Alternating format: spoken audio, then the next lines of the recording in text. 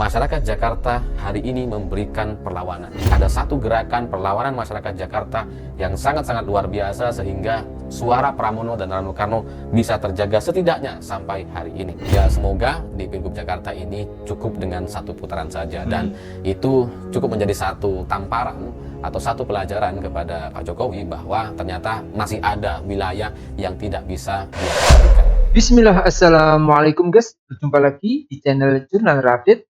Jakarta benar-benar menyala guys. Suara PDIP di Jakarta benar-benar melesat. Pasangan Pramono Anung, Rano Karno menang quick count di Pilkada Jakarta. Jadi tak perlu berlama-lama, langsung saja kita simak bersama-sama video ini guys. Bismillah. Pilkada 2024 ini bisa dibilang adalah kloningan dari Pilpres 2024 lalu karena cara-caranya, gaya dan polanya ini persis sekali. Mulai dari pengerahan oknum-oknum, pengerahan kepala desa, terus kemudian terjadi banjir bansos di mana-mana gitu kan.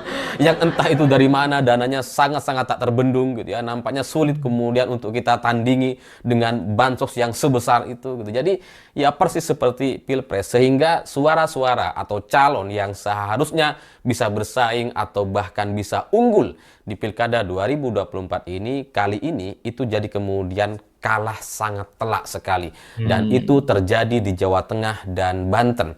Calon dari PDI Perjuangan yakni Andika Perkasa dan Hendy, terus kemudian Airin di Banten yang sebelumnya cukup unggul di berbagai lembaga survei, kali ini itu bisa kalah sangat-sangat telak sekali. Dan ini ya sangat mengejutkan kalau kita berkaca kepada suara masyarakat di lapangan gitu. Tapi kalau melihat bagaimana pola-pola seperti Pilpres 2024 lalu, ya ini yang kedua kalinya gitu ya. Pak Ganjar juga sama, surveinya bagus, terus kemudian tiba-tiba 16%. Gitu kan. Ini terjadi lagi dengan cara-cara yang sangat-sangat rapi. Yang calon-calon dari PDI Perjuangan yang seharusnya bisa imbang atau bahkan unggul, kali ini sangat telak sekali kekalahannya. Dan ini adalah satu bukti bahwa efek dari bansos atau pengerahan partai-partai coklat itu memang sulit untuk kemudian kita carikan obatnya gitu. Udah nggak ada obatnya kayaknya kalau soal masalah pengerahan partai coklat dan bansos tadi. Tapi yang menarik dari Pilkada 2024 ini ada satu wilayah yang secara suara ini sangat-sangat sesuai sekali dengan survei terakhir, yakni di Pilkada DKI Jakarta. Karena suara Pramono dan Rano Karno unggul hari ini dengan kemungkinan bisa menang di atas 50% atau membuat Pilgub Jakarta ini cukup dengan satu putaran. Karena di beberapa lembaga survei hari ini Pramono dan Rano Karno unggul cukup jelas gitu ya.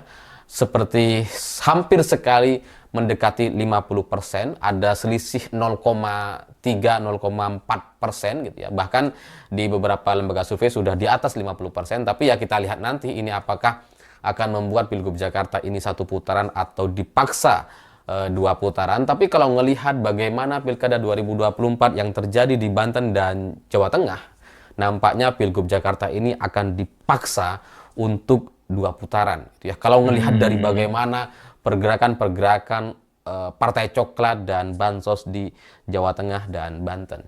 Tapi ya tetap saja itu masih soal nanti. Hari ini dengan data yang sudah ada yang kemudian mengunggulkan Pramono dan Rano Karno hampir 50% atau di atas di ambang 50%, bagi saya ini sudah cukup untuk kemudian memberikan satu pelajaran kepada Pak Jokowi dan partai coklatnya bahwa masyarakat Jakarta hari ini memberikan perlawanan gitu. Jadi yang sebelumnya kan Pak Jokowi sangat yakin gitu ya, sangat pede sekali ini bisa 58%.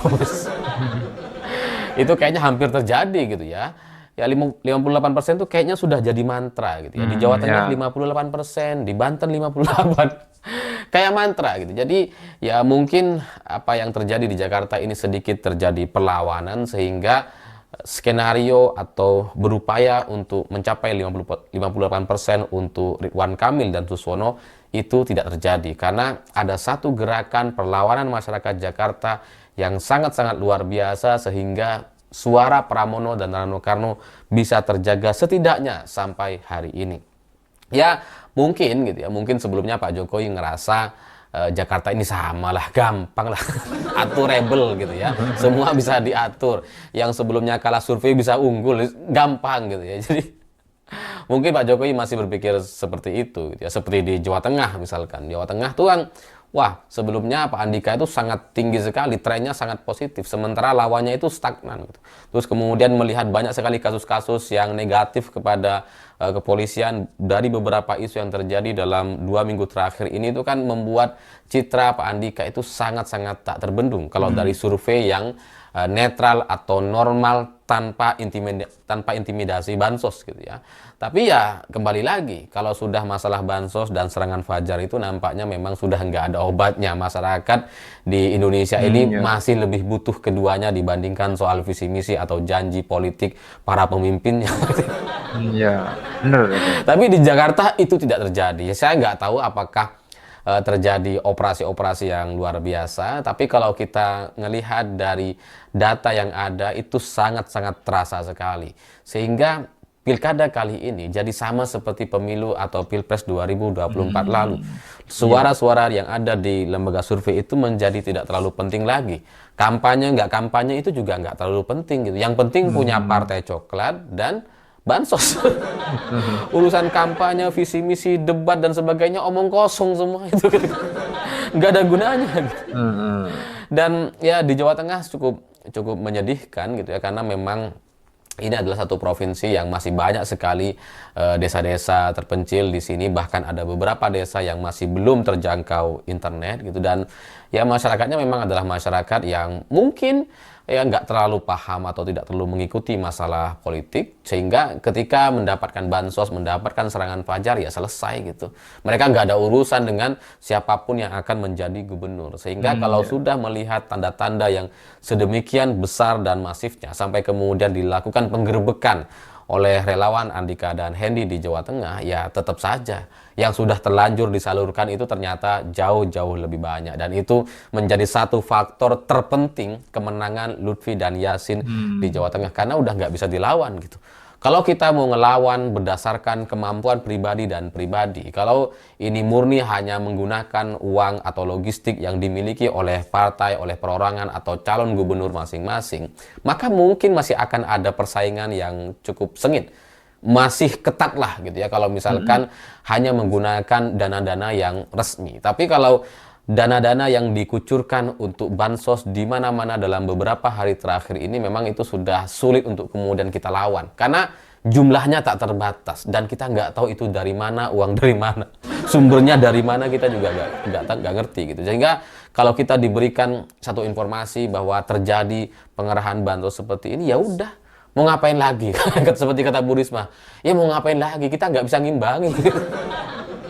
Sehingga ini menjadi satu pertanyaan, apakah pemilu di Indonesia akan dilanjutkan dengan cara-cara yang seperti ini? Karena kalau yang seperti ini mau diteruskan atau menjadi tradisi, ya sebaiknya ya nggak usah pemilu gitu. Karena yang menang pasti adalah kelompok atau orang-orang yang punya backup penguasa dengan dana tak terbatas yang entah dari mana dananya untuk pengerahan bansos dan sebagainya. Tapi ya sekali lagi, yang selamat hanya Jakarta hari ini setidaknya, meskipun kita belum tahu nanti ini Pramono dan Rano Karno bisa menang atau enggak di Jakarta kalau terjadi 2 putaran gitu ya. Karena ya kalau ngelihat kesaktian Partai Coklat dan bansosnya di beberapa daerah itu memang mengerikan gitu ya. Jakarta hari ini bisa menang, tapi di putaran kedua kalau terjadi dua putaran ini bisa kalah, karena data-data hari ini pasti juga sudah dievaluasi, bansos sudah disebarkan di mana-mana dan kemudian ada kalkulasinya di wilayah-wilayah mana saja yang yang suaranya itu tidak signifikan, misalkan yang sudah digusur bansos ternyata nggak menarik perhatian atau tidak bertambah atau penambahannya itu nggak signifikan. Nah itu bisa dievaluasi dan kemudian dijadikan satu persiapan untuk menghadapi putaran kedua. Dan kalau terjadi 2 putaran, ya rasanya sulit lah Pramono dan Rano Karno bisa menang gitu ya, kecuali ada ada faktor-faktor yang lain, seperti misalkan Suswono tiba-tiba dikasuskan, ya itu nggak ngerti lah, ya mungkin Pramono bisa menang gitu. Tapi kan kalau ngelihat dari beberapa hari terakhir ini setelah pernyataan Suswono yang sangat menghina atau melecehkan itu, kayaknya belum ada panggilan atau orang-orang yang memproses secara jelas dan secara tepat terkait kasus yang sudah dilakukan oleh Susono. Tapi Ya. ya setidaknya sekali lagi untuk Pilkada 2024 ini ternyata di Jakarta itu masih bisa memenangkan Pramono dan Rano Karno. Sehingga meskipun sudah diguyur bansos, meskipun sudah ada banyak sekali pengerahan, oknum-oknum, terus kemudian camat-camat diganti dan seterusnya, ternyata itu tidak cukup untuk memenangkan Ridwan Kamil dan Susono. Tapi ya semoga saya sebagai masyarakat ya semoga Pilkada Jakarta cukup satu putaran saja supaya ini cepat selesai dan kita cepat berpikir soal masalah negara dan masalah kita semua, masalah sosial masyarakat yang masih banyak sekali yang perlu diperhatikan. Karena kalau mau 2 putaran ya kita akan ya kampanye lagi dan kemudian akan menunda banyak sekali program-program atau fokus dan perhatian dari pemerintahan yang baru. Karena seperti sekarang kalau kita lihat menteri-menteri memang sudah dilantik, tapi apa yang mereka lakukan nggak tahu gitu ya, kayak nggak ada apa-apa. Tapi ya semoga di Pilgub Jakarta ini cukup dengan 1 putaran saja dan itu cukup menjadi satu tamparan atau satu pelajaran kepada Pak Jokowi bahwa ternyata masih ada wilayah yang tidak bisa dia kendalikan. Meskipun sudah diguyur bansos, meskipun sudah dikerahkan oknum-oknum partai coklat, tapi ternyata Jakarta mampu memberikan perlawanan. Dan namanya perlawanan gitu ya, yang dari kelompok orang seperti Pramono dan Rano Karno atau hanya diusung oleh PD Perjuangan, satu-satunya partai yang mengusung, ini adalah satu yang sangat berharga. Kemenangan Pramono dan Rano Karno ini layak untuk dirayakan karena ya mereka bagaimanapun sudah menghadapi banyak sekali tekanan, banyak sekali intimidasi dan sebagainya, tapi pada akhirnya bisa memenangkan Ya, pertandingan. luar Ya terlepas biasa, sekali guys. lagi apakah ini 1 atau 2 putaran, kita lihat nanti. Dan bagi kita semua ini menjadi satu pelajaran, apakah pilkada atau pemilu akan terus berlangsung dengan cara-cara yang seperti ini. Kalau terus berlangsung seperti ini, pertanyaannya sampai kapan? Sampai kapan kita harus melawan partai coklat dan bansos?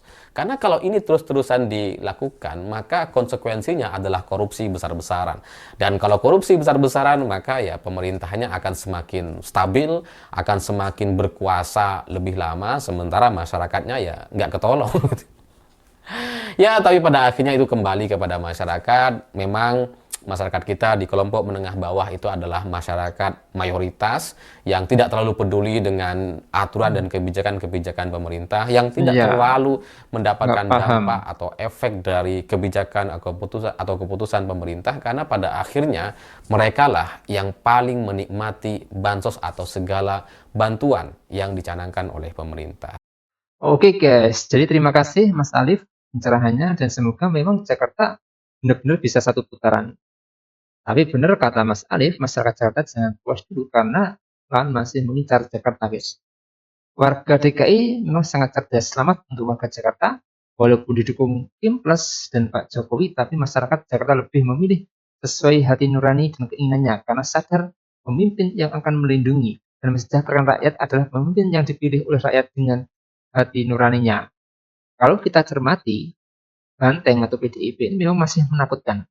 Meskipun di DKI dikeroyok 13 parpol dan di Jateng dikeroyok 15 parpol, perolehan suara tetap menakjubkan. DKI yang merupakan kandang PKS katanya justru memperoleh suara 50,11%, jauh mengungguli RK 39%.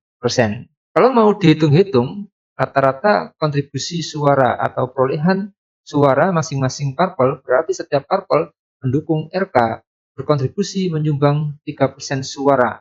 39% bagi 13 parpol. Sedangkan di Jateng meskipun kalah dan memperoleh suara 41%, Banteng tetap terkuat. Bayangkan saja, perolehan suara Lutfi yang 58% jika dibagi rata-rata 15 parpol pendukungnya, maka mereka masing-masing hanya menyumbang 3,8% suara saja. Sementara PDIP yang single factor mendapat 41%. Sungguh luar biasa. Jadi menurut kalian gimana guys? Soal video ini, tulis komentarnya di bawah ini ya guys. Saya izin pamit dulu. Wassalamualaikum warahmatullahi wabarakatuh.